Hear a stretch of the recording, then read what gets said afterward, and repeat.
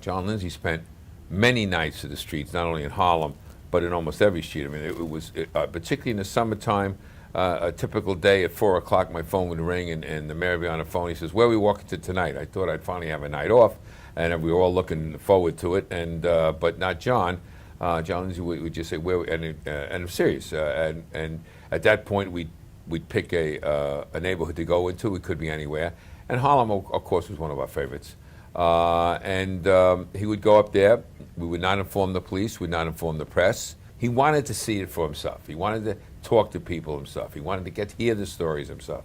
And so the relationships that were built, sometimes long-lasting relationships, because we'd meet people and then generate a relationship, were long-standing. So when the night of 1968, when Martin Luther King was killed and the news first came across, Barry Goddard, who is now deceased, and I, who were partners in doing the things in the streets for Lindsay, went up to a bar called the Shalimar on 126th and Lenox, where the 5%ers, and that's a whole other history, who the 5%ers were, a movement that started in the prison system, really.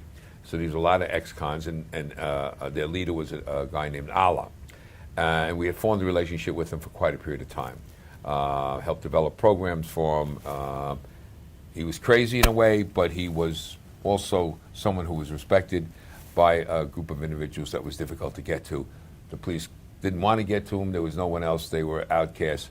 And he brought them in, and we had a relationship. So we were up there as soon as we got the news about Martin Luther King.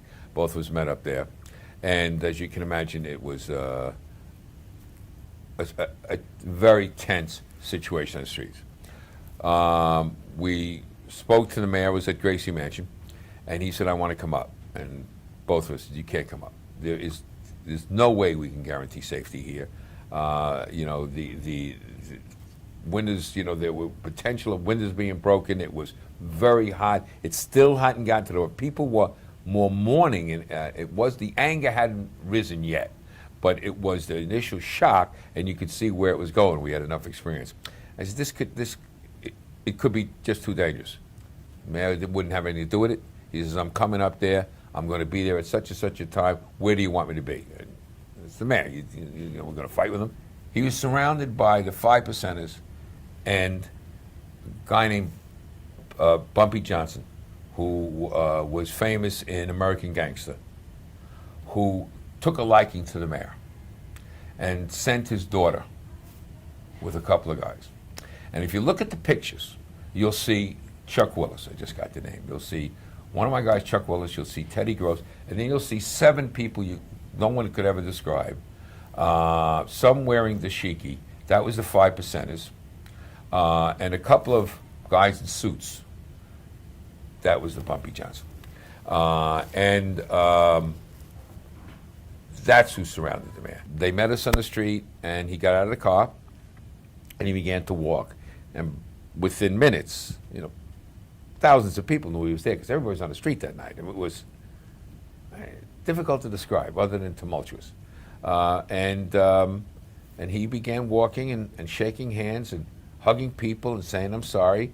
And meanwhile, around him were some really bad guys of Harlem. At that point, Percy Sutton showed up and became a shoving match because he wanted to be next to the mayor, and a couple of other local politicians. And this wasn't about local politics. This was about John Lindsay, who had been in that neighborhood many times, obviously very recognizable, who was coming back to say, "I feel your pain." And he did feel the pain.